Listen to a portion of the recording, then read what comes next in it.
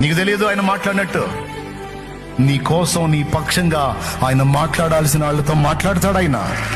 ఆయన చేయాల్సిన విధంగా కార్యాలు చేస్తాడు. ఆయన ఏం కంగారు పడాల్సిన అవసరంలా, నువ్వేం గందరగోళం అవ్వాల్సిన అవసరంలా.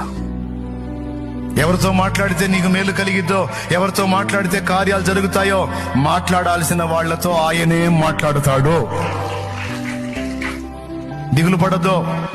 విశ్వాసము గలదానవై ఆయన సన్నిధిని ప్రేమించు. విశ్వాసము గలవాడవై ఆయన సన్నిధికి చేరి నీ బాధ, గోడు, వేదన అంతా చెప్పు చెప్పు చెప్పు. మనుషులకు చెబితే ఓసారి వింటారు, రెండోసారి చెబితే ఈ మనిషి కనపడితే మైండ్ తింటున్నాడు రా అనుకుంటారు. 10 మంది దగ్గరికి వెళ్ళి నీ బాధ 10 సార్లు 10 మందికి చెప్పుకునే కంటే ఆ 10 సార్లు ఒక్క దేవుడు, నీ ప్రభు అయిన యేసు దగ్గరికి వెళ్ళి చెప్పుకోపో. 10 సార్లు 10 మంది దగ్గరికి వెళ్ళి 10 సార్లు నీ బాధ చెప్పుకునే కంటే ఆ 10 సార్లు ఒక్కడే ఉన్న ప్రభు దగ్గరికి వెళ్ళి 10 సార్లు చెప్పు. జవాబు ఎందుకు రాదో చూద్దాం.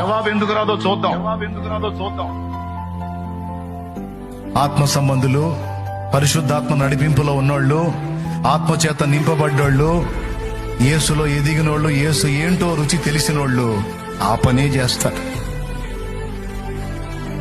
ఉండలేరు ఆయన సన్నిధికి.